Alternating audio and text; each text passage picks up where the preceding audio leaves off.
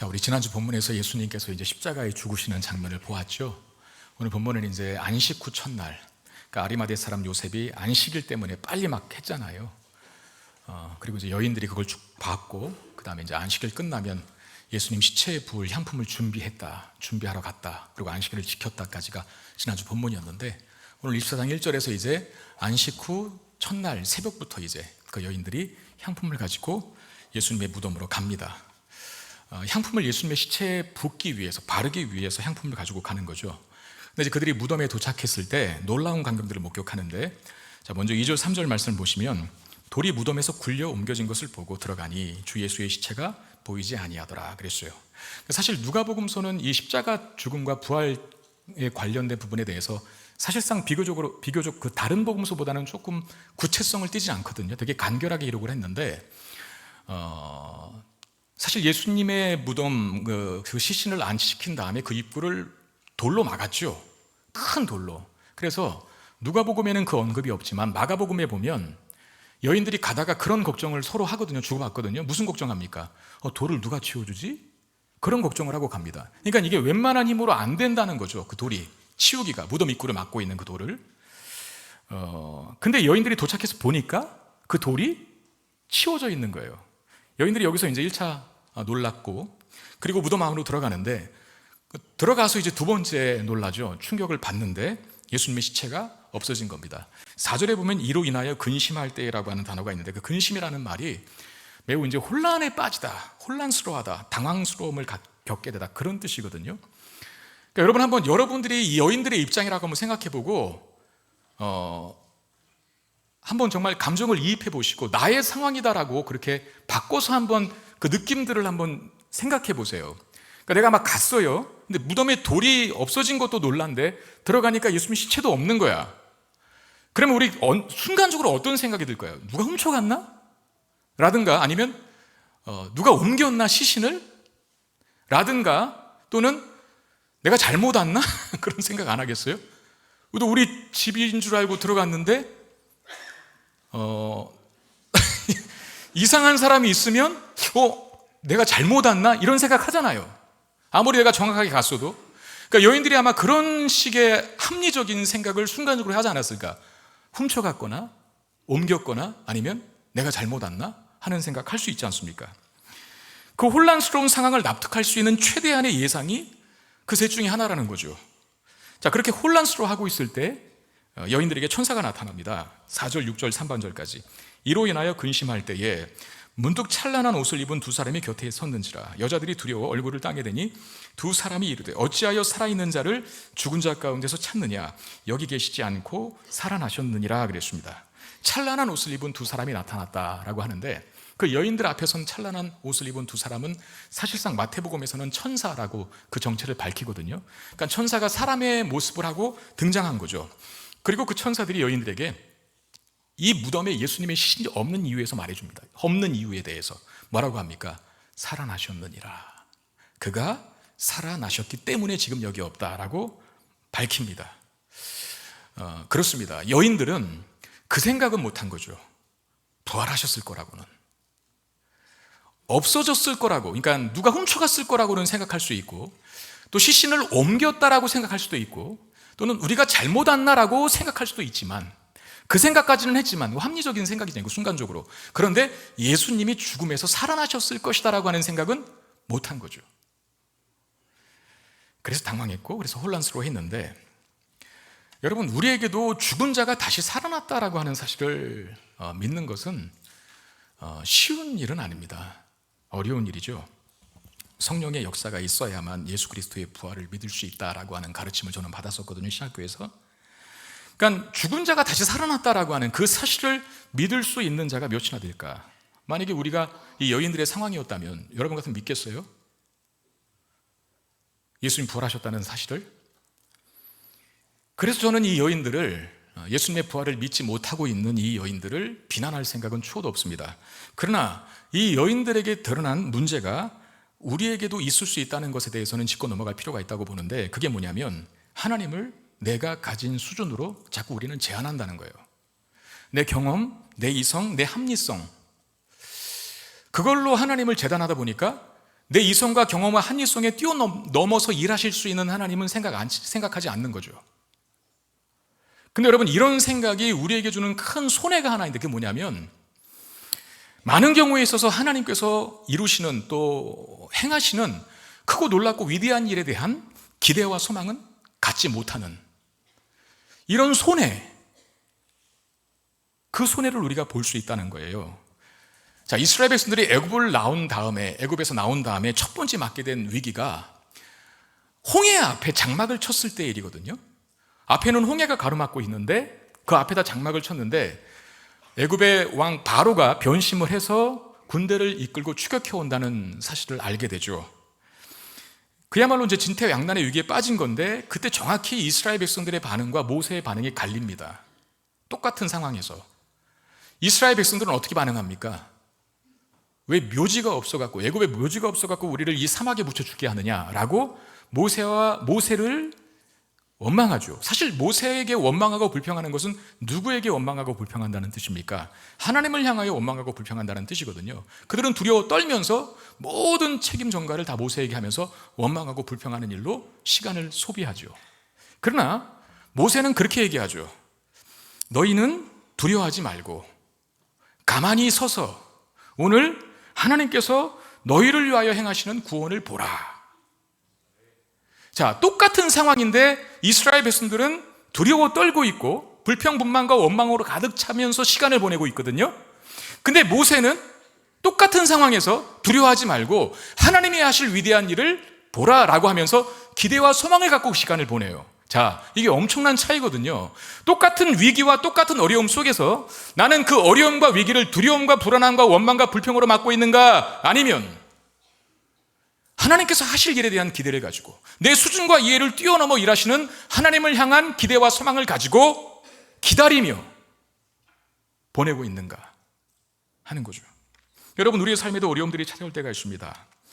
어떤 사람은 갑자기 건강에 문제가 생기기도 하고, 또 잘하던 사업에 외부적 환경 때문에 낭패를 경험하기도 하고, 또 사람과의 관계에서 오는 여러 가지 크고 작은 문제도 있지 않습니까? 그 사람과의 관계가 식구들일 수도 있고 또 직장 동료일 수도 있잖아요. 그리고 정말 원치 않는 사건과 사고들을 이 한 주 짧은 6일 동안에도 많이 경험합니다. 매주 저는 보고를 받아요. 매주 그렇게 무슨 일이 많은지. 근데 사실 매주 저에게 들리는 보고 내용은 기쁜 일이고 좋은 일이고 반가운 일 뿐이겠습니까? 사실 그거보다는 제가 볼 때 8대2의 비율로 안 좋은 일들, 어렵고 힘든 위기에 처했다는 일들이 성도들 가운데 나타난다는 사실을 더 많이 보고를 받거든요. 그러니까 그 한 주 사이에도 이런저런 다양한 사건과 사고 속에 우리가 살아가게 됩니다. 그때 여러분들은 어떻게 반응하는가? 어렵고 힘든 내 삶의 위기가 찾아왔을 때 그때 나는 분노하는가? 아니면 상처받고 끝나는가? 아니면 낙심하고 절망하는가? 분노와 상처와 낙심과 절망으로 반응하는가? 아니면 하나님이 하실 일을 기대하는가? 그 일을 통해서, 이 사건을 통해서, 이 어려움을 통해서 하나님께서 위대한 역사를 이루실 텐데 어떻게 하나님께서 이 위기를 축복으로 바꾸시는지 보자 라고 기대하며, 아니면 기도하고 기다립니까? 여러분, 하나님은 때로 우리의 생각과 이해를 초월하여서 일하실 수 있는 분이심을 인정할 수 있기를 바랍니다. 이 여인들이 그런 하나님을 믿었다라고 한다면 혼란이 아니라, 예수님 시체가 없어진 것을 보고 혼란스러움이 아니라 어떻게 반응해야 맞는 거예요? 기쁨의 노래를 불렀어야죠. 옳거니 부활하셨구나, 이렇게 나와야죠. 그런데 혼란스러워했다는 거예요. 여러분, 하나님을 내 수준으로 제한하지 마십시오. 우리 하나님은 자주 반복드려 말씀드립니다만 이 말씀 정도는 외우셨으면 좋겠는데, 광야에 길을 내시고 사막에 강을 내시는 하나님이시다. 그거 제 말이 아니에요. 이사야에 나온 말씀이거든요. 40장인가 하는 말씀에 따라합시다. 우리 하나님은 광야에 길을 내시고 사막에 강을 내시는 분이시다. 아멘. 여러분, 지금 어떤 위기에 있다면, 어려움 속에 있다면, 예기치 못한 상황에 내가 직면해 있다면 이 말씀 되뇌이셔요. 광야에 길을 내시고 사막에 강을 내시는 하나님, 우리 하나님 정말 그렇게 일하실 겁니다. 왜? 죽음에서도 생명을 만들어내실 수 있는 분이 우리 하나님이시기 때문에 그렇습니다. 자, 천사들이 나타나서 여인들에게 예수님은 살아나서 지금 여기 없다 라고 말했잖아요. 그러면서 여인들에게 그렇게 얘기합니다. 제가 볼 땐 약간 다그친 것 같아요. 예수님께서 너희들에게 뭐라 그랬어? 그 말씀 기억해봐 라고. 그 말이 어디 있습니까? 6절 하반절 7절인데 갈릴리에 계실 때에 너에게 어떻게 말씀하셨는지를 기억해라. 이르시기를 예수님께서 이렇게 말씀하시지 않았냐라고 하면서 인자가 죄인의 손에 넘겨져 십자가에 못 박히시고 제3일에 다시 살아나야 하리라 하셨느니라 라고 천사가 여인들에게 말하는 겁니다. 예수님 시신 없어진 걸 보고 당황스러워하는 여인들에게 예수님 살아나셨느니라 라고 말하면서 갈릴리에 있을 때 예수님께서 너희들에게 그토록 말씀하시지 않았어? 그 말씀대로 된 거야. 그 말씀 기억해봐 라고. 좋게 말하면 권면한 거고 나쁘게 말하면 다그친 거죠. 정말 예수님은 자신의 죽음과 부활에 대한 이야기를 제자들에게 여러 번 반복해서 가르쳐 주셨어요. 우리가 누가복음만 봐도 누가복음에 3번 정도 얘기를 하시거든요. 자신의 십자가 죽음과 그 다음에 3일 만에 부활하신다는 사실을. 갈릴리에 계실 때부터도 자신의 죽음과 부활에 대해 말씀하셨을 것임에 분명합니다. 당연히 오늘 이 여인들, 갈릴리에서부터 따라온 이 여인들 또한 예수님의 그 말씀을 들어 알고 있었을 것임에 분명합니다. 예수님 십자가에 고난받아 죽으시고 3일 만에 다시 살아난다는 사실을 이 갈릴리로부터 쫓아온 여인들도 들어서 알고 있었을 것이에요. 이 여인들이 그 들은 말씀을 기억했다면, 더 정확히 말해서 그 말씀을 믿었다면 믿음대로 행동했겠죠. 여러분, 믿음은 그냥 막연한 어떤 우리의 정서적 감정이나 자기 암시가 아닙니다. 믿었다면, 제대로 믿었다면 그 믿은 대로 행동해야죠. 예를 들면 이런 겁니다. 오늘 비 안 온다. 내가 기도했더니 하나님께서 오늘 비 안 온다고 하신다. 그러면 우산을 갖고 가야 됩니까? 갖고 가지 말아야 합니까? 근데 우리는 유비무환이야 라고 하면서 또 갖고 나가잖아요. 뭐 일례로 그렇게 얘기한 거지만 우리가 너무나 자주 믿음을 그냥 막연한 어떤 추상적인 감정으로만 생각하는데 아니에요. 제대로 믿었다면 그 믿음이 행동으로 나와야 되거든요. 그러니까 예수님께서 나 죽지만 3일 만에 부활할 거다라고 하는 말씀을 이 여인들에게도 들어서 가르쳐 주셔서 이 여인들도 알고 있어요. 그 말씀을 기억했다면, 기억했다는 말이 믿었다는 말과 더, 제가 볼 땐 그 말이 더 좋은 말인데, 그 말씀을 믿었다면 믿음대로 행동했겠죠. 그럼 어떻게 행동했겠습니까? 그들이 3일 만에 예수님께서 부활하신다는 사실을 믿었다면 뭐 하고 있었을까요? 아마 예수님 다시 만날, 금방 다시 만날 꽃단장하고 준비하고 기다리고 있었지 않았을까요? 여러분, 목사님들이 또 교구에서 신방만 해도 집으로 신방하실 때 그 있는 청소 없는 청소 다 하고, 그 옷장은 들여다보지도 않는데 이불은 왜 털고 앉아있는지 모르겠지만 그 안 보는 막 창고까지도 다 정리하시잖아요. 그리고 머리 뭐 부시시해서 얼굴에 립스틱 하나 안 칠하고 맞이합니까? 그렇게 안 하잖아요. 깨끗이 정말 자기 단장하시고, 그리고 목사님 맞으시잖아요. 그 하나의 예의로, 어떤 기대감으로 그렇게 하지 않습니까? 이 사람들도 마찬가지. 이 여인들이 예수님이 3일 만에 살아나셔서 그들을 찾아오실 것을 믿고 있었다면 무덤으로 달려갈 것이 아니라 주님을 맞을 준비, 뭐 만찬을 준비한다든가 기쁨을 나눌 준비를 해야 되는데 그러지 못했다는 거죠. 말씀 믿지 않아서, 말씀 기억하지 못해서. 그 결과 뭐 하러 왔습니까? 예수님의 시체에 향품 부으러 온 거예요. 여러분, 예수님 시신에 향품을 부으러 왔다. 굉장히 위대하고 큰 헌신처럼 보이지만 물론 그 자체는 위대하고 큰 헌신이죠. 그리고 이 사람들이 안식 후 첫날 새벽부터 왔다 그러잖아요. 누구도 거들떠보지 않았던, 제자들은 다 도망치고 없는데 잡힐까 봐. 그런데 이 여인들이 용기를 내서 향품을 가지고 예수님 시신을 찾아왔다는 것 자체는 아주 놀라운 헌신이기도 하지만, 그런데 그건 잘못된 헌신이기도 합니다. 왜? 시체의 향품을 붓기 위해서 갖고 온 거거든요. 예수님은 시체가 아닙니다. 3일 만에 부활하셨다는 것을 말씀하셨고, 그리고 3일 만에 살아나신 예수님에게는 향품은 의미 없는 거죠. 의미가 없는 거죠. 3일 만에 다시 살아나신 예수님에게는 전혀 필요 없는 일, 그 일을 지금 이 여인들이 하고 있다는 겁니다. 여러분, 우리의 헌신이 자주 이럴 수 있습니다. 하나님이 원하시는 것과는 상관없이 어쩌면 내 열심만을 가지고 하는 헌신, 저는 그 헌신을 공허한 헌신이라고 정의하고 싶은데, 우리가 자주 공허한 헌신을 할 때가 많이 있다는 거거든요. 이 여인들처럼 만약에 말씀을 믿었다면, 하나님이 누구신지를 알았다면 제대로 된 헌신을 했을 텐데, 하나님을 제대로 알지 못하니까, 하나님의 능력을 제대로 믿지 못하니까, 말씀을 믿지 못하니까 시체에 부을 향품을 가지고 간 것 아닙니까? 우리에게도 이런 공허한 헌신이 있을 수 있다는 것을 기억해야 돼요. 이런 이야기가 있습니다. 옛날 인도 정글에 아주 친한 두 친구가 있었는데, 하나는 원숭이고 하나는 물고기였습니다. 이들이 사이좋게 우정을 나누면서 살고 있었는데 갑자기 정글에서 홍수가 나고 만 거예요. 어마어마한 폭우가 쏟아져서 얼마나 무서운지 순식간에 정글의 모든 것들을 다 휩쓸고 가는 그런 일이 벌어지기 시작했어요. 근데 원숭이는 굉장히 빠르잖아요. 그리고 나무를 잘 타지 않습니까? 그의 타고난 그의 장기를 이용해서 잽싸게 나무 위로 올라가서 그 폭우를, 그 물을 피할 수 있었는데, 그리고 안도의 한숨을 내쉴 찰나에 이 원숭이가 갑자기 그 생각이 떠오른 거예요. 내 친구 물고기 어떡하지? 그래, 이 원숭이가 의리가 있거든요. 그래서 목숨을 무릅쓰고 그 물고기를 구하러 물속으로 뛰어든 겁니다. 정말 발견했어요, 그 친구 물고기를. 그리고 물속에서 물고기를 건져내서 나무 위에 올려둔 거예요. 얼마 지나지 않아서 보니까 물고기가 어떻게 돼 있을까요? 죽어 있어요. 하나님이 원하시는 것과 우리의 열심, 그러니까 나의 열심이 과연 하나님께서 원하시는 건가? 우리의 자녀들, 우리도 경험했지만 뭐 시험 공부를 새벽까지 할 때가 있잖아요. 정말 공부를 많이 한 것 같아요.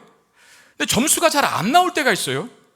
밤을 새며 공부했는데 시험 문제를 보면 날로 새롭도다. 문제가 다 새로워 보이는, 내가 이걸 언젠가 배운 적이 있었던가? 내가 처음 보는 단어네? 막 이러고 앉아 있는 거죠. 왜 그런 일이 벌어질까요? 시험 범위가 아닌 내용을 공부하고 있는 거죠. 나의 열심과 헌신이 의미 있는 것이 되기 위해서는 하나님 마음에 합한 것인가를 먼저 질문해야 됩니다. 하나님 마음에 합한 것인가? 이것이 하나님께서 나에게 원하시는 것인가?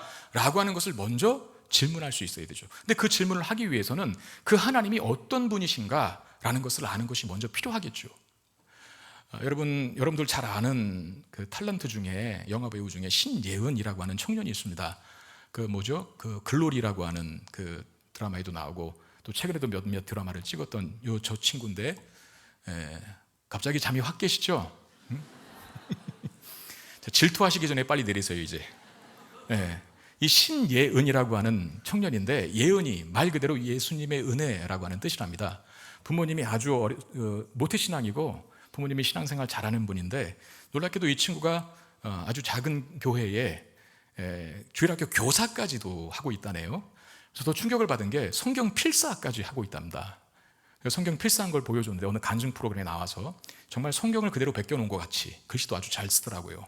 그래서 성경 필사를 하게 된 계기에 대해서 얘기를 해주는데, 어느 날 예배를 드리는데 목사님이 그렇게 말씀을 하시더랍니다. 우리가 하나님 앞에 헌신하고 또 하나님 앞에 무엇을 해야겠다라고 하는 그런 마음, 그런 다짐도 중요하지만 더 중요한 건 하나님께서 내게 원하시는 것이 뭘까? 내가 무조건 하나님 뭐 할게요가 아니라 하나님께서 나에게 정말 원하시는 게 뭘까를 먼저 생각해보는 그런 지혜가 필요하다.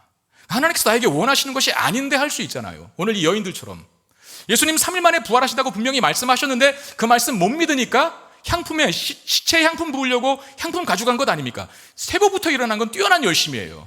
향품까지 구입했다는 건 더 많은 물질적인 헌신을 했던 겁니다. 그런데 부활하신 예수님에게는 아무 소용이 없는 헌신이었잖아요.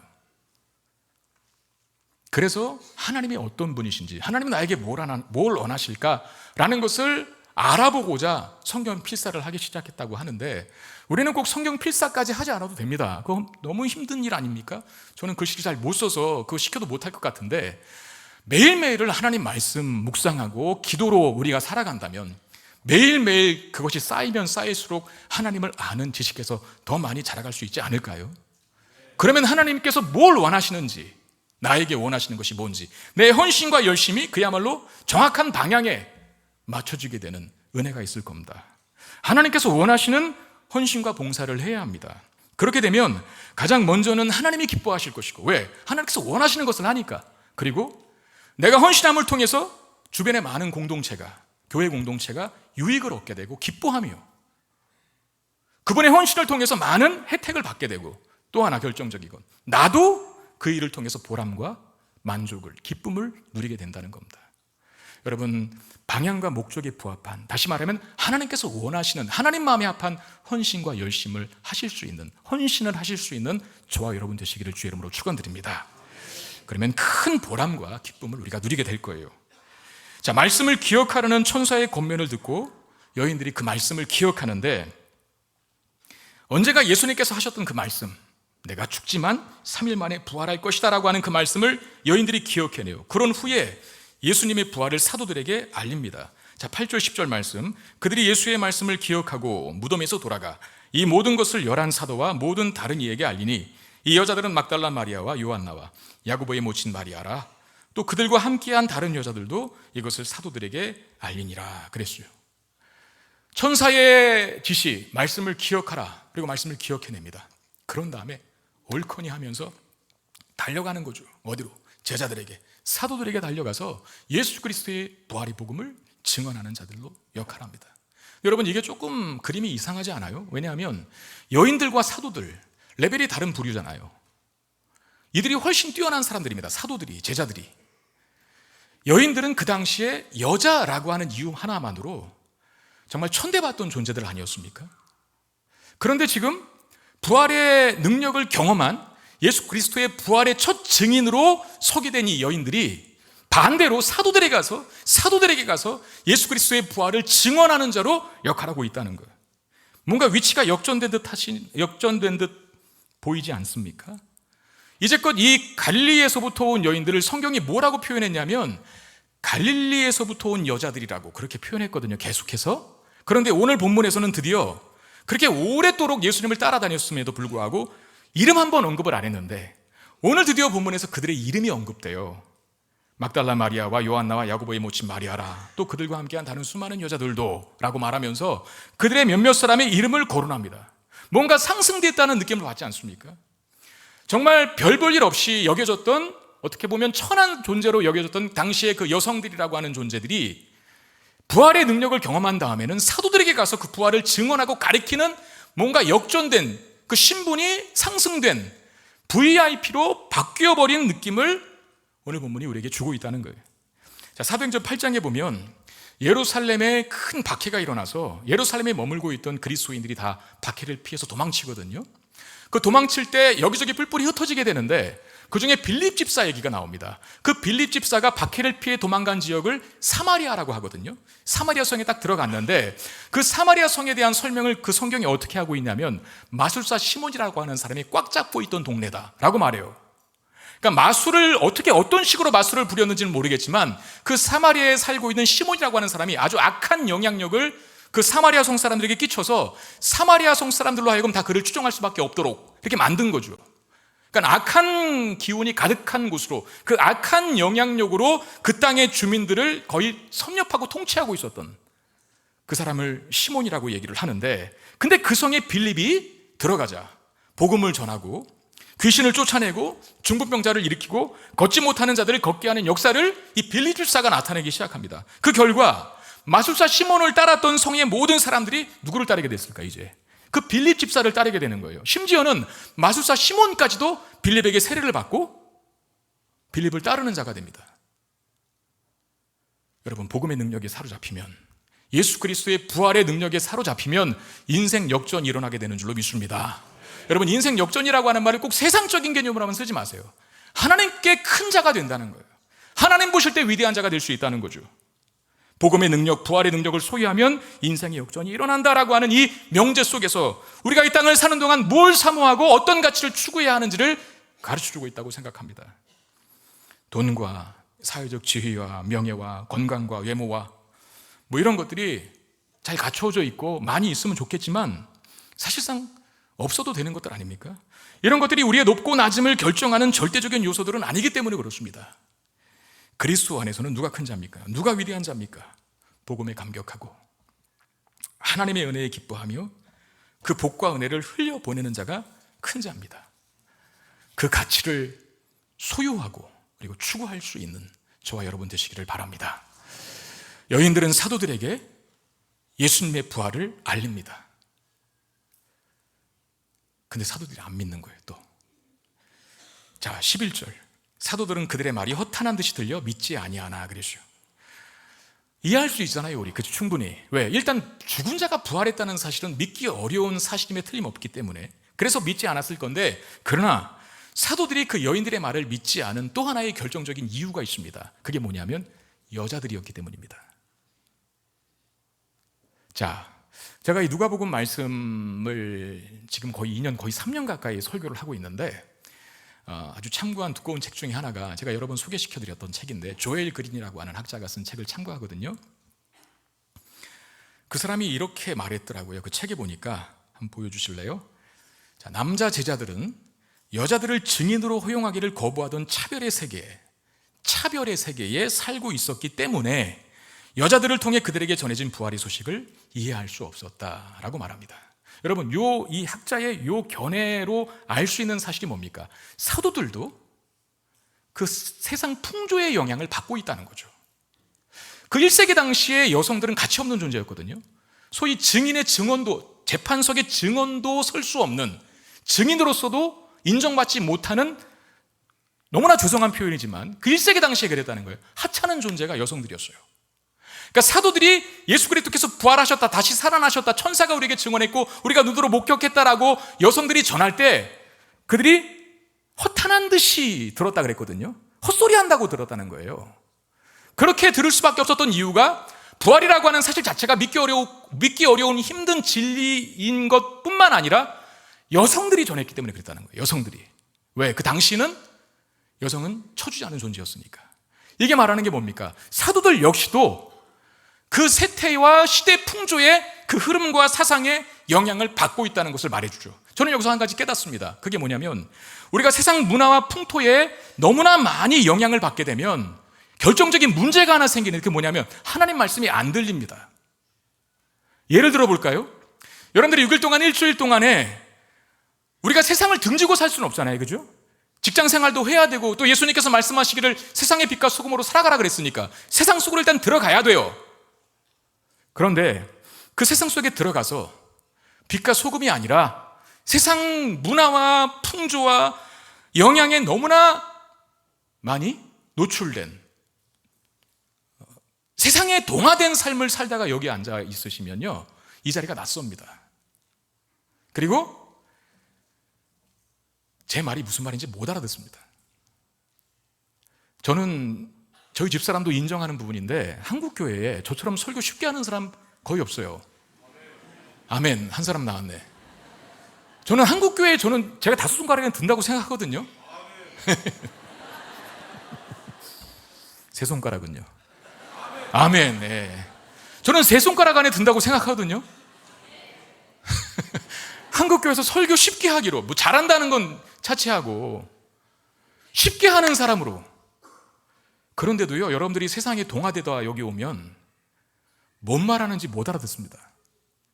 이렇게 쉽게 하는데도. 근데 우리가 완벽하지는 못하겠지만 나름대로 그래도 거룩하게 살려고 분투하고 신앙 지키려고 살아가고 영적 전투 현장에서 어쨌든 승리하려고 노력하고 늘 은혜에 잠겨 있으려고 매일매일 말씀과 기도로 시작하면서 순간순간 주님을 의식하면서 살아가기로 노력하고 다짐하고 그런 삶을 살다가 오시는 분들은요, 여기가 낯설까요? 아닙니다. 오히려 천국으로 느껴질 겁니다. 분명해요. 그리고 제 말이 꿀송이처럼 달게 느껴질 겁니다. 꿀송이처럼 달게 느껴지는 분만 아멘. 제가 지금 눈 크게 떴어요. 입 모양 보고 있습니다. 그런 거거든요. 세상 풍조에 또 세상 문화에 너무나 노출되어 살아가다가 동화되어 오게 되면 사도들도 그 1세기 문화에 물들어 있으니까 여자들이 하는 말이니까 안 듣잖아요. 부활의 복음을 증언하는데도 불구하고 하나님 말씀이거든요, 여인들이 전하는 말이. 그런데 안 믿잖아요. 괜찮아 다시 시작해라고 하는 제목의 책을 쓴 김영준 목사님이라고 하는 분이 계십니다. 그분의 책에 있던 내용인데 제가 언젠가도 한번 소개시켜드렸던 내용인 것 같은데 다시 한번 말씀을 드립니다. 모차르트에게 많은 사람이 음악을 배우려고 찾아왔대요. 그러니까 음악의 거장이니까 많은 사람들이 레슨 받으러 왔겠죠. 근데 모차르트가 그 사람들에게 한 가지 먼저 질문을 한답니다. 수강생으로 받기 전에. 당신은 음악에 대해서 얼마나 아는가 한번 얘기해 보라고. 한 청년이 수강하러 와서 그렇게 얘기를 했대요. 음악에 대해서 얼마나 아는가라고 물어보는 모차르트에게 당당하게 나는 어렸을 적부터 피아노 배웠고 10년 동안을 바이올린을 켰습니다. 그러니까 나 음악 잘한다 그 말이겠죠. 그랬더니 모차르트가 하는 말이 너는 수염료 2배다. 그렇게 말하는 거예요. 명문을 몰랐죠, 이 청년은. 근데 다른 청년을 또 면접하는 거예요, 모차르트가. 음악에 대해서 아냐 물어봤어요. 아무것도 모릅니다. 선생님이 가르쳐주는 대로만 제가 다 받겠습니다. 잘 지도해 주십시오라고. 아무것도 모르는 생짜비기가 온 거예요. 근데 모차르트가 하는 말, 넌 수업료 반값. 뭔 차일까요? 나중에 그 수업료 2배로 지불하게 된 그 청년이, 음악을 좀 아는 청년이 따지러 왔어요. 왜 쟤는 반값이고 왜 나는 음악을 더 아는데 왜 저는 2배입니까? 라고 항의하자 모차르트가 그렇게 말한 거죠. 너가 갖고 있는 잘못된 음악적인 지식 내가 다 지워야 돼. 그거 지우고 다시 세워야 된다. 난 그게 더 힘들어. 그러니까 넌 2배야. 근데 음악적 지식이 없는 애는 하얀 백지 같으니까 거기다 나는 그리기만 하면 되거든. 그러니까 얘는 수업료 반값이지. 이렇게 말했다는 거죠. 정말 그렇습니다. 우리가 그림을 그릴 때도 그렇잖아요. 깨끗한 종이가 나에게 주어져서 거기다가 그림을 그리는 게 쉽지, 이것저것 낙서한 거 다 지워놓고 다시 깨끗한 종이로 만들어서 그림 그리는 건 더 어렵습니다. 세상의 때를 너무나 많이 묻히고 오시면, 이 말이 맞는지 모르겠지만 또 죄송스러운 말씀이지만 은혜 받기 힘듭니다. 왜? 말씀이 안 들리니까요. 빈 그릇이어야 거기에 은혜가 가득 담길 텐데, 거기에 이미 더럽고 추악한 것들이, 더러운 때들이 가득 차 있는데 그 은혜의 양식들이 부어지기가 쉽겠습니까? 먼저 그거 빡빡 긁어내고 닦아내는 작업이 필요할 것 아닙니까? 우리가 세상에 나가 살면서 세상의 때를 전혀 안 묻힐 수는 없지만 안 묻히도록 노력하셔야 돼요. 세상에 나가서 살아야 하기 때문에 세상에 노출될 수밖에 없겠지만 그 세상의 사상과 풍조와 문화와 잘못된 죄악된 그 가치들을 그대로 받아들여서는 안 된다는 거죠. 치열한 영적 전투를 하시다가 나름대로 깨끗한 그릇으로 준비되어 와서 이 시간 예배에 임한다면 하나님 그 그릇에 충만하고 풍성한 은혜의 양식들을 가득 부어주실 줄로 믿습니다. 예수님이 살아나셨다는 이 여인들의 말, 사도들이 무시하죠. 세상의 가치관에 사로잡혔기 때문에. 근데 그 중에 한 사람이 다르게 여인들의 말에 반응을 하는데, 그 다르게 반응한 한 사람이 누굴까? 12절 말씀, 12절. 베드로는 일어나 무덤에 달려가서 구부려 들여다보니 세마포만 보이는지라 그 된 일을 놀랍게 여기며 집으로 돌아가니라 그랬습니다. 자, 베드로는 무덤으로 달려가 봐요. 이게 이제 다른 점이었죠. 다른 사도들은 커탄한 말이다 라고 하면서 듣지도 않았는데, 반응조차 안 했는데, 미동도 하지 않았는데, 그 중에 한 제자인 베드로는 살아나셨다는 말씀을 듣고 확인하러 어디로 간 거예요? 무덤으로 달려갑니다. 누구도 여자의 말들을 듣지 않았던 상황에서 베드로는 귀를 기울였다는 거예요. 이건 잘한 점이죠. 잘한 거예요. 그리고 정말 그런지 확인하기 위해서 무덤으로 달려갔습니다. 그리고 확인해 보니까 정말 예수님이 없었고 세마포가 가지런히 놓여 있는 겁니다. 그리고 베드로가 놀라워했다라고 오늘 본문이 그렇게 마지막 구절을 장식하죠. 자, 그러면 베드로가 확인하러 무덤으로 달려갔어요. 그리고 확인했더니 정말 시체는 없고 세마포만, 예수님이 입었던 세마포만 가지런히 놓여 있었어요. 그리고 놀라워했어요. 그 다음 베드로의 행동은 뭐여야 합니까? 여인들이 뭐 했어요 지금? 부활의 복음을 증언했던 것처럼 이 베드로도 부활의 복음을 증거하는, 기쁨으로 증거하는 자가 되어야 하는데, 근데 오늘 본문의 끝은 뭐라고 돼 있죠? 베드로는 확인한 후 집으로 돌아갔다. 이게 이제 아쉬운 점입니다. 여인들은 말씀을 기억하고 부활의 복음을 전했거든요. 근데 베드로는 말씀을 기억하고 그 말씀이 성취되었다는 사실을 확인했음에도 불구하고 부활의 복음을 전하러 간 게 아니라 집으로 돌아가 버렸어요. 저는 그런 생각을 한번 해봤어요. 베드로를 맡고 있던 그 장애물이 뭐였을까? 어쩌면 말씀의 능력을 경험하기는 했지만 막상 세상에 나가보니까 자신이 없어져 버린, 받았던, 주일 예배 때 받았던 은혜를 다 까먹고 또 세상에 나가면 두려워 벌벌 떨고 있는 믿음이 약한 우리들의 모습이 베드로 가운데 있었지 않았을까? 특별히 베드로는 이 생각에 묶여 있었던 것 같아. 내가 3번이나 부인했는데.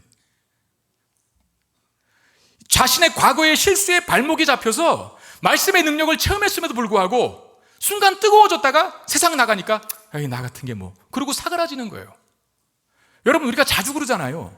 이 예배 속에는 막 세상을 다 얻은 것 같은, 말씀의 은혜를 받는 사람들 보면 하늘을 다 얻을 것 같은 기분을 가진 사람들이 있어요. 그런 간증을 하는 분들도 계시고. 근데 막상 또 현실에 나가서 살다 보면 현실이 너무나 커 보여. 내가 누렸던 말씀의 능력은 현실 앞에서 너무나 작게 느껴지는 거예요. 그러니까 그냥 집으로 돌아가 버려요. 부활의 복음의 증인이 되어서 증인으로 세상을 변화시키며 하나님의 영광을 드러내는 삶을 살아야 하는데, 말씀의 능력으로 내 인생의 앞길을 막고 있는 모든 장애물들을 뛰어넘어야 되는데, 말씀의 검을 가지고 내 앞에 큰 창을, 엄청난 갑옷을 입고 있는 거인 골리앗이 수십 명이라 할지라도 와라 하면서 도전하고 싸우러 가서 승리를 경험해야 하는데 두려워서 도망친다는 거죠. 막상 나가보면. 여인들과 베드로의 결정적인 차이가 그겁니다. 여인들은 말씀으로 현실을 이겼지만 복음을 증거했으니까요. 그런데 베드로는 현실이 말씀을 이겨버렸습니다. 많은 사람들이 들로 산으로 피크닉을 가고 또는 TV 앞에 또는 친구를 만나러 이것저것 바쁘게 보내는 이 시간에 이 자리로 달려오신 것 잘하신 것입니다. 여기 오셨다는 그 자체로 여러분들이 믿음을 가진 자들이며 세상 불신자들과는 다른 존재, 구별된 존재라는 사실을 여러분 증명하신 겁니다. 저는 그렇게 믿어요. 그러나 다음 단계가 있어야 아쉬움이 남지 않는 거거든요. 그 다음 단계는 뭡니까? 내가 이제 여기 왔으니까 도장 찍고 돌아가지 말고, 그냥 시간대보다 돌아가지 말고 내 영혼을 하나님의 은혜로, 말씀의 능력으로 가득 채우실 수 있게 되기를 주의 이름으로 축원드립니다. 그 일을 하셔야 돼요. 어느 집사님에게 제가 들은 이야기입니다. 도대체 왜 성문교회는 저렇게 사람이 많은가? 아마 주변의 이웃 사람들에게 그런 푸념어린 좀 잔소리 같은 잔소리를 들으신 집사님이 계셨던 것 같아요. 저희 제자반에서 같이 공부하는 집사님이 자기가 경험한 일이라고 저한테 얘기를 해줬는데, 아니 주일에는 이해를 한다. 그런데 왜 금요일에도 저렇게 밤늦게까지 사람들이 많고 그리고 왜 수요일도 저렇게 차들이 많고 사람들이 많이 나오는지 자기는 이해를 못하겠다. 교회에서 뭐 하는데 도대체 뭐 그래서 돈 주냐 뭐 이렇게 생각을 했겠죠. 그러니까 이해를 못하니까 불신자들의 입장에서는 그 집사님이 그 얘기를 듣고 그 질문을 받고 나서 이렇게 대답했답니다. 아, 그거요? 목사님이 잘생겨서 그래요 라고. 저는 그 말이 진심이라고 믿습니다. 네. 물론 이제 그냥 둘러대려고 하는 말이고 못 알아들으니까 하는 말이겠죠. 왜 여기를 올까? 사실 우리 교회는 주차도 불편하고, 그리고 요새는요 밥 먹을 때도 줄 서야 돼요. 경험하시는 분은 알겠지만 지금 2부 예배, 3부 예배 끝나면요, 제가 지난주에는 어디까지 줄 선 거 뭔지 아세요? 옥상까지 줄 섰어요. 옥상까지. 저는 깜짝 놀랐어요. 여기가 무슨 맛집도 아니고, 죄송합니다 식당위원회, 맛집은 맞죠. 맛있게 하시는 건 맞거든요. 근데 그렇게 줄을 저는 제일 싫어하는 게 줄 서는 거거든요. 그러니까 줄을 그렇게 서면서까지 먹을 정도는 그러니까 밥줄이 긴다는 건 불편한 거잖아요. 그럼에도 여러 가지 불편한 상황들이 많음에도 불구하고 이 자리에 오시는 이유는 뭘까? 그 불편함을 감수하고서라도. 식당도 맛있는 집은 줄 서서 먹더라고요. 정말 불편을 감수하더라고요. 저는 우리 김포 성문교회가 은혜의 맛집이 될 줄로 믿습니다. 네? 그러니까 세상 사람들이 모르는, 그러니까 세상에서는 누릴 수 없는 그 영적인 기쁨과 만족과 즐거움과 위로와 힘이 있기 때문에, 여기서만 받을 수 있는, 그것 때문에 이 자리에 오신 것 아니겠습니까? 오늘 그냥 집으로 돌아가지 마시고 두 손에 은혜 가득한 선물 보따리를 들고 가시기를 주의 이름으로 축원드립니다. 여기서 끝이 아닙니다. 다음 단계가 하나 더 있는데, 이제 세상에서 우리의 믿음을 작동시키는 사람으로 사십시오. 말씀이 우리의 현실을 이기도록 만들어야 한다는 겁니다. 자, 가나안 땅을 정탐하고 돌아온 12명의 정탐꾼들이 있잖아요. 10명은 우리 못 들어간다라고 말했어요. 그 땅을 분명히 하나님께서 주시겠다고 말씀하셨거든요. 그 땅 주시겠다라고 약속하셨거든요. 근데 그 말씀보다 자신들의 현실과 상황이 더 크게 보인 거죠. 우리는 그들에 비해 메뚜기 같은 존재다라고, 돌아가야 된다고, 도망치자라고 얘기했어요. 그런데 두 사람, 여호수아와 갈렙은 반대로 얘기했죠. 그들은 우리의 밥이다, 가나안 땅 사람들은 우리의 먹이라 라고 하면서 다만 여호와의 말씀만을 거역하지 말자 그랬거든요. 그러니까 여호와의 말씀 뭡니까? 내가 그 땅 주겠다는 말씀이거든요. 그러니까 말씀을 붙잡아서 그 말씀대로 되게 하실 하나님을 믿는 믿음을 가졌던 여호수아와 갈렙은 상황과 현실을 말씀의 능력이 이긴 거예요. 근데 앞에 10명은, 도망가자고 했던 앞에 10명은 말씀의 능력을 잃어버린 거죠. 현실 앞에 말씀의 능력을 상실해버리고, 그러니까 현실의 말씀을 이기게 만든 이런 잘못을 범한 거죠. 여러분, 하나님 말씀으로 현실을 이긴 여호수아와 갈렙처럼 하나님 말씀의 능력으로 현실의 문제를 작게 볼 수 있는 은혜가 있게 되기를 바랍니다. 우리가 강하면 아무리 긁어도 긁히지 않는 거거든요. 약하니까 긁히는 거지. 다이아몬드 같이 강한 사람이라면 우리가 뭘 갖다가 긁어보십시오. 긁히나. 하나님 말씀 붙잡으면 강하게 되고, 강한 그 사람은 골리앗 할아버지가 와도 넉넉히 이길 수 있고, 수많은 장애물도 너끈히 뛰어넘을 수 있는 능력과 기적을 체험하게 될 것입니다. 여호수아와 갈렙의 믿음이 우리에게 있기를 바라고, 말씀으로 현실을 이기며 살아가는 우리 사랑하는 기포성문교회 모든 성도님들 되시기를 주의 이름으로 축원드립니다. 이 말씀 기억하며 찬양합시다. 능력의 하나님, 기적의 하나님, 말씀으로 모든 인생의 장애물들을, 수많은 골리앗을 뛰어넘고 이기게 하시는 나의 하나님을 찬양합니다. 이 마음으로 같이 찬양하겠습니다. 들려있는 지팡이 사용하셔서 주님만이 주 되심을 나타내소서. 맡겨주신 사명을 감당할 힘을 주시고 주 이름만 높이게 하소서. 완악한 세상에서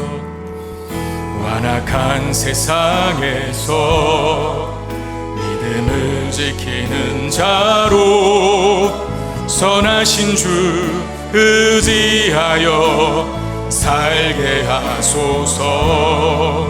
거룩한 백성으로 구별된 주의 자녀로 주 이름만 따르게 하소서. 나의 하나님 그는 여호와 유일하신 이름 그 위대하심 찬양해. 세상 속에서 구별된 자로 주가 주 되심을 나 선포하리. 완악한 세상에서 믿음을 지키는 자로 선하신 주 의지하여 살게 하. 거룩한 백성으로 구별된 주의 자녀로 주 이름만 따르게 하소서. 나의 하나님 그는 여호와 유일하신 이름 그 위대하신 찬양해.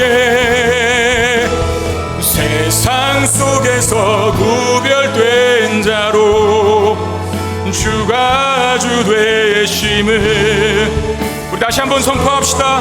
나의 하나님 그는 여호와. 아멘.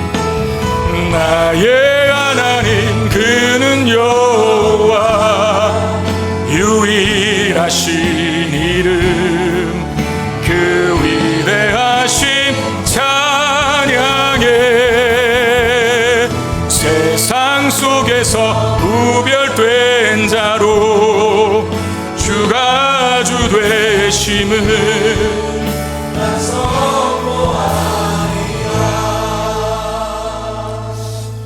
우리 1분만 같이 기도하겠습니다. 하나님, 복음의 능력을 소유한, 특별히 부활의 능력을 소유한 우리가 이 땅을 살아갈 때 죄와 사망의 권세를, 모든 악한 권세를 물리쳐 이기신 예수 그리스도의 능력을 힘입어 우리 앞에 수많은 골리앗들이 있어도, 수많은 장애물들이 있어도 두려워하지 않고 이기게 하시고 뛰어넘게 하여 주옵소서. 나에게 그 믿음 허락해 주시옵소서.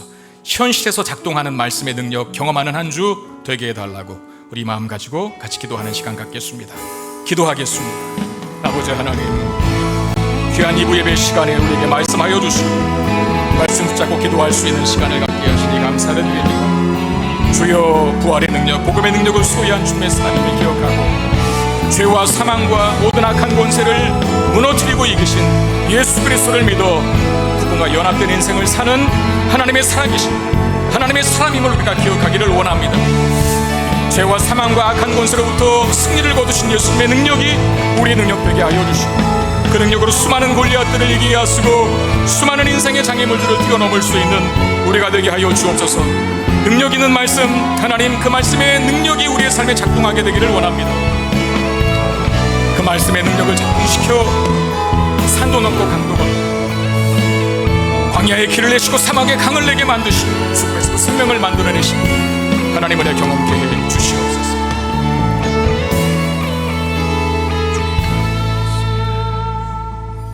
부활하신 예수 그리스도의 권세와 능력이 우리의 권세와 능력인 줄 믿습니다. 죄와 사망의 저주와 악한 영으로부터 우리를 건지시기 위하여 부활하신 예수 그리스도를 우리가 믿어 그분과 연합되어 싸우니 예수 그리스도를 앞장세워 그분과 동행하여 나아갈 때 우리의 현실에 수많은 골리앗들이 있어도 수많은 장애물들이 있어도 두려워하지 않고 나가 싸워 이기게 하시고 뛰어넘어 모든 장애물들을 극복하는 하나님의 사람들로 살게 해 주시옵소서. 우리의 삶의 현실 속에서 오늘 받은 말씀의 위대한 능력을 작동시키는 하나님의 사람들로 살게 되기를 원합니다. 그 능력의 말씀이 우리의 삶의 어려운 현실들보다 훨씬 더 크다는 사실을 기억하여서 말씀의 능력으로 현실의 어려움을 이길 수 있는 주님의 사람들 되게 해 주시옵소서. 귀한 힘을 받아주시고 예물이 쓰여지는 곳곳에 주의 영광 드러나게 하시고 한 주간을 사랑하는 우리 사랑하는 성도들의 모든 영육의 필요를 하늘의 신령한 복과 땅의 기름진 복으로 풍성하게 채워 주시옵소서. 우리 주 예수 그리스도의 이름으로 간절히 축복하며 기도드리옵나이다. 아멘.